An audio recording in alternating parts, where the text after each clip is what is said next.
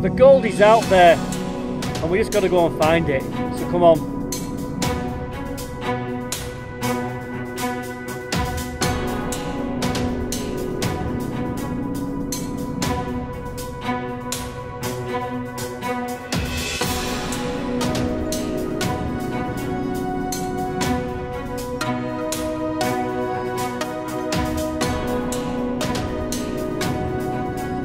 On this episode today, we're testing out the Bazooka Gold trap, practicing some panning techniques and scraping some rocks, which turned out to save the day. Not forgetting our usual strain sandwich, and there's a bit of gold. Well, hello and welcome to a long-awaited episode of Mr. Daz P1's Gold Rush UK. Call it what you want. This is my channel and I'm back. Anyway, it's a beautiful August afternoon. It's late August. I'm down at this section of river that I've worked before quite a few times, and the water looks quite high to me, and I'm going to try and run the fluid bed sluice. And I'm just looking here at this section of overburden where there's going to be bedrock underneath. Maybe it's worth going directly onto that sluice. I don't have to do the buckets really to classify it down. We'll give it a go and just see how things look. I'm going to have to go to a plan B because I've left my big sluice pump at home. Damn. So I can't really pump straight onto the sluice, and I haven't got a big spade, so it'll be a hand shovel. So I think we're going to go back to fill the bucket, pour it back onto the sluice. A prospector I met a few weeks ago, he had a bit of bucket envy over this. Quite a good bucket. And as usual, I've got a ton of gear, loads of bags, but I've left the most important thing at home. Let's have a look around, see what I'm up to. I can't believe I forgot my suction pump. I can't, but let's not go there. What we've got down there is like, it's not really a hole, it's a channel. And I've gone through about a foot's worth in depth of overburden looking for flood gravels. And I'm hoping to go up to the bedrock and then come down and start peeling back across probably a 1 metre section. And one of my reasons why is because I do know that from this section here the gold travels down this side mainly.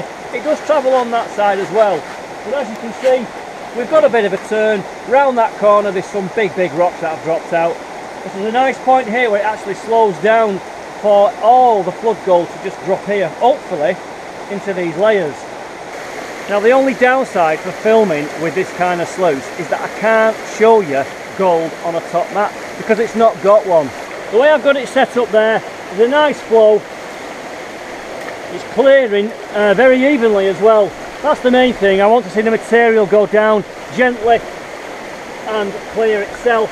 You can see there we've got the grizzly bars that already start to help classify. I've only used it twice before, once in the Lake District, and I used it a few weeks ago further upstream, and it does find gold. I think though they're not very good at trapping super fine flower gold.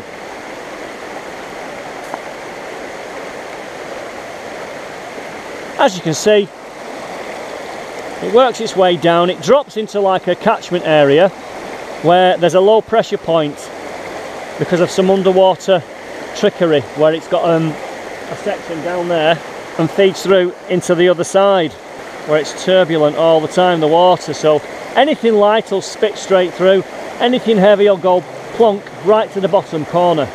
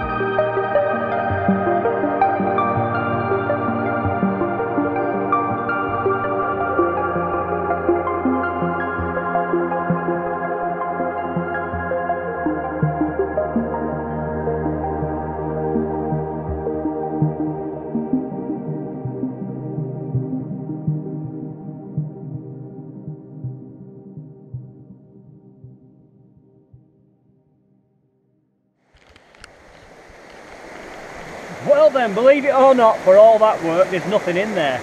Absolutely nothing. Just a few bits of heavy, typical kind of stuff you see is that red, browny material. I've not got to the bottom at all yet, but zilch. Right, it's time for a bite to eat. Spaghetti bolognese wrapped, and that is delicious cold. That smells quite nice, that. That's not my crevicing spoon before you start thinking as well. Right, well I've demolished that. Not bad. Now earlier on, I did meet a fellow prospector whose name was Ben.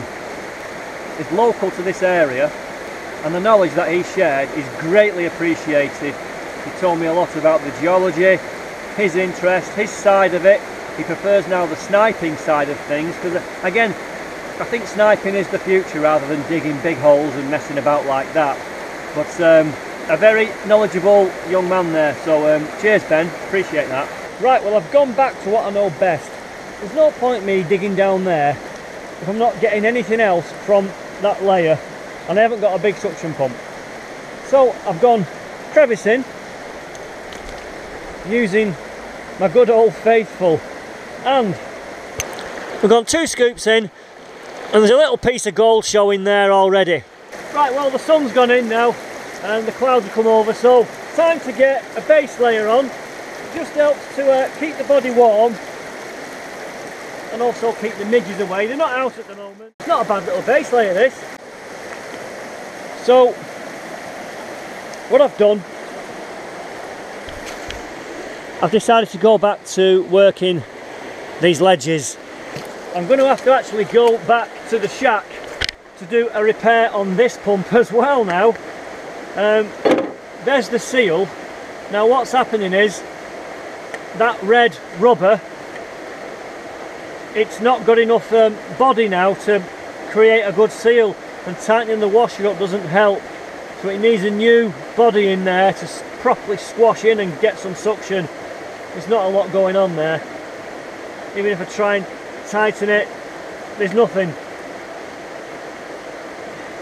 So that means that my options are limited at the moment. So it's going to be more like just filling that bucket with, you know, scraped top rock and using that a lot more on all this kind of stuff down here. So I'll just scrape along there. There's a bit of a clay layer there. Get rid of all that. Work it down to that low point. Some of the rock's actually crumbling as well. Also flood it out. These are my old tested techniques where you can normally do find a few little flakes of gold.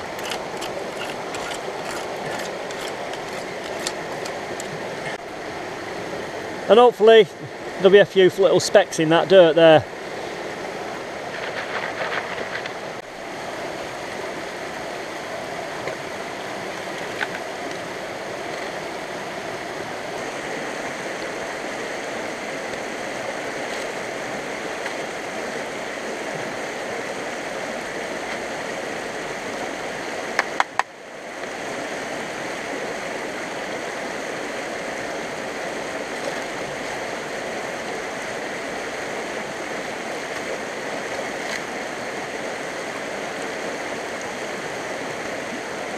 Right, we've currently got a lot of rain, the light's fading, the sluice is running. I'm going to give it a clean up now. Look at that bird, look at that. Where was I? Give the sluice a clean up. There's not a lot in there, I'll be really honest. A couple of specks I can see. I'll catch you in a minute. Got a piece there on the top mat, piece there. There's a piece there. Don't know about that. There's a nice piece there shining. Anyway, let's get it cleaned up quickly.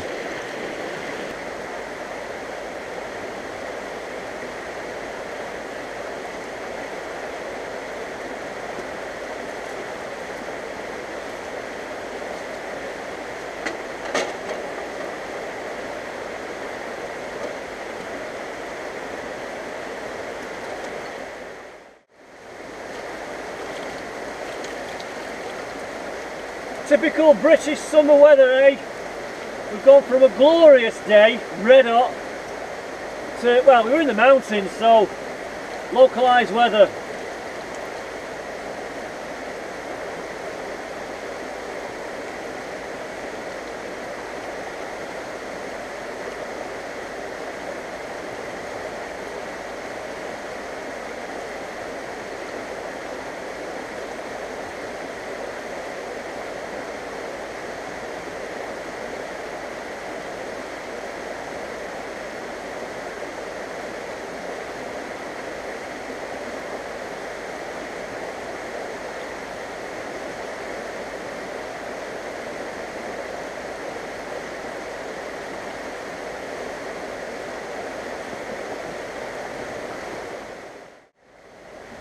Well, we've done surprisingly well. I didn't see half of that go through the sluice. A lot of it though was in the riffles rather than the top mat. There's a load of flower gold. I'm very pleasantly surprised, and the light's getting pretty rubbish. I hope you can see that. There's pieces everywhere. That's a visible piece. Nothing epic, but when I can see that there like that, I did not see half of that on the top mat, any of it. Anyway, I'll get it cleaned up and I'll get you some photographs later on. I better get wrapped up now. Not sure what time it is, probably getting late, but temperature's dropped a lot.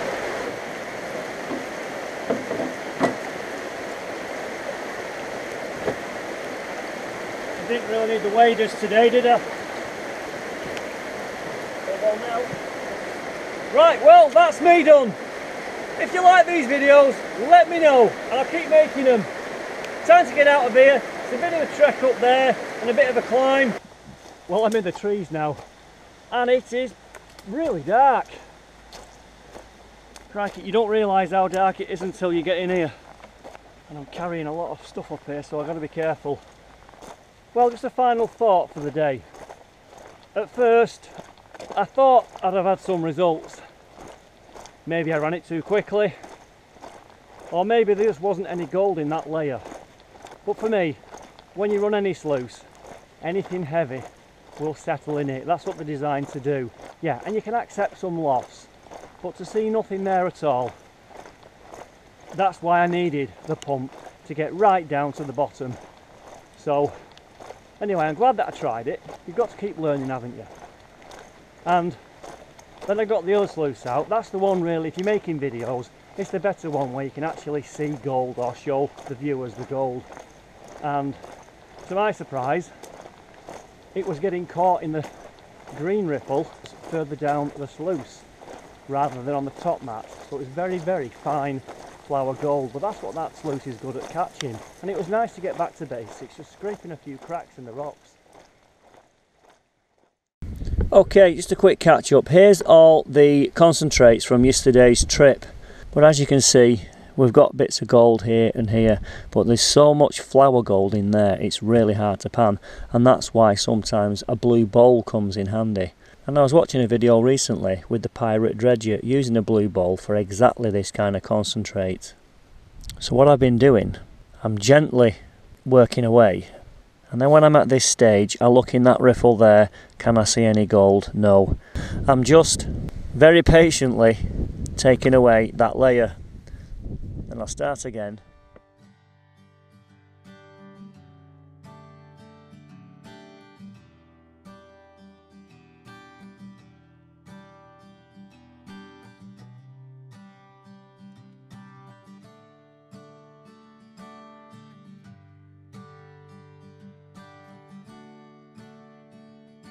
That layer looks good there. I can clean that one out. Now I have been doing this for about 20 minutes before filming to get to this stage. Now this camera will never show up fine gold, but you can see that. That piece there is the biggest piece in the pan. So that needs to go back, even though it's small. That's the good stuff. But as you can see along here, there's just so much very, very fine flowery gold. I've got to be careful, really take my time to get rid of all of these black sands.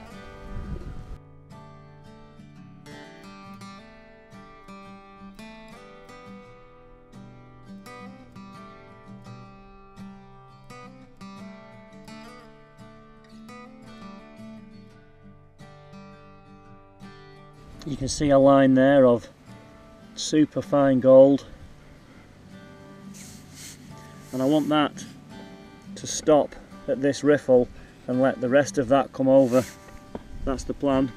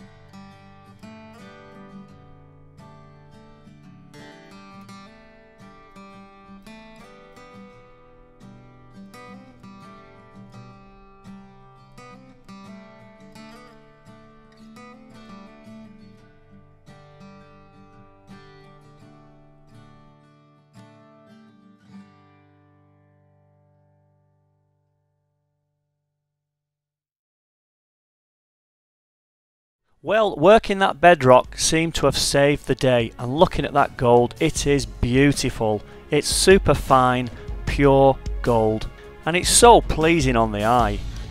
I know it's not the Klondike, but we managed to find some gold at the end of the day, and it all adds up, no matter how big or small. Anyway, coming up on the next video, I'm moving much further downstream, where I'll be sampling new gravels and checking out the crevices, just to see where the gold is travelling along this river. If you like these videos, let me know and I will make some more for you, and thank you for watching.